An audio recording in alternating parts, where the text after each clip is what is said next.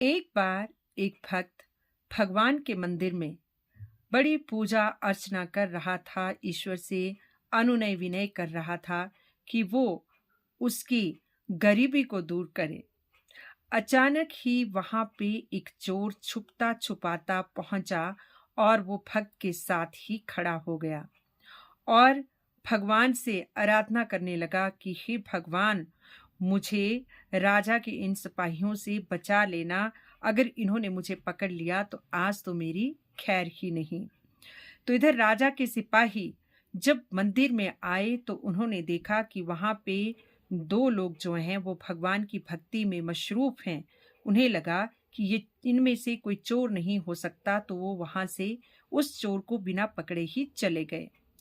अब वो दोनों भक्त और चोर जब मंदिर से बाहर जाने लगे तो अचानक जो चोर है उसके पैर से एक थैली टकराती है और खन सी आवाज आती है। चोर ने वो थैली उठाई तो उसने देखा कि उसमें बहुत सारी स्वर्ण मुद्राएं थी। इधर भक्त दो कदम आगे चला तो उसके पैर में एक कील चुभ गई और उससे खून रिसने लगा और दर्द से कहराकर अब तो जोर से रहा नहीं गया। वो रोने लगा और भगवान को कोसने लगा और भगवान से कहने लगा कि हे भगवान, ये तेरा कैसा न्याय है?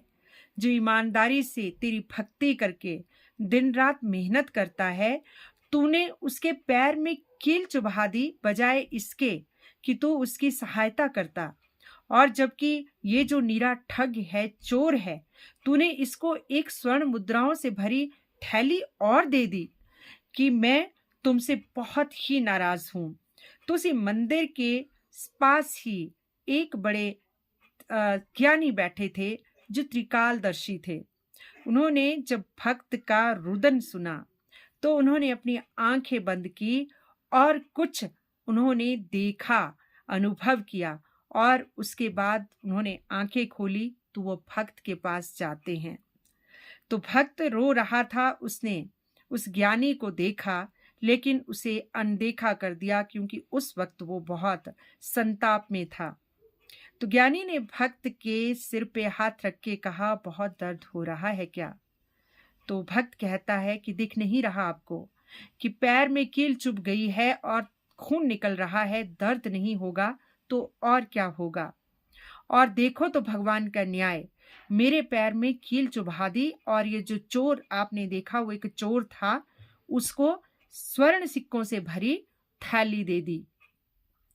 तो ज्ञानी महाराज मुस्कुराते हैं और उस भक्त से कहते हैं कि ये ठीक है कि तुम्हारे इस जन्म में बहुत अच्छे कर्म हैं, ईमानदार हो, सब कुछ अच्छे से कर रहे हो, लेकिन तुम्हारा जो पहले का प्रारब्ध है वो बहुत खराब है।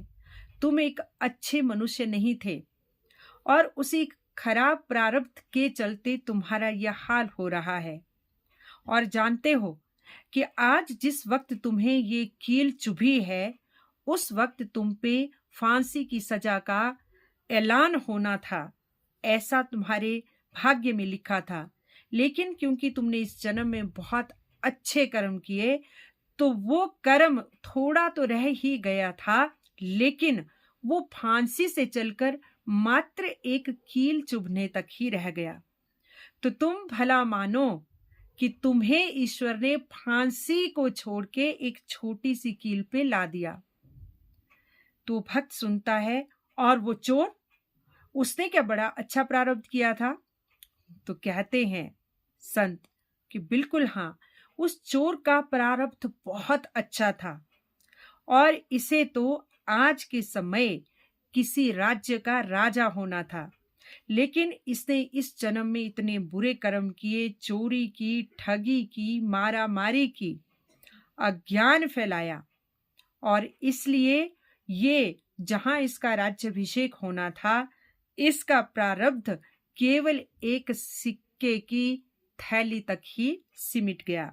तो इसलिए भक्त, थोड़ा संयम रखो, अच्छे कर्म करते रहो, तुम्हारा भी सब भला ही भला होगा, लेकिन पहले का प्रारब्ध कटेगा ही कटेगा। तो इस कहानी से हमें ये शिक्षा मिलती है कि हमें छोटी-छोटी बातों पे अपने भाग्य को और ईश्वर को, उस परम सत्ता को नहीं कोसना चाहिए। कुछ धैर्य करें, कुछ सोचें और अगले कर्म अच्छे करते रहें, सुदृढ़ करते रहें।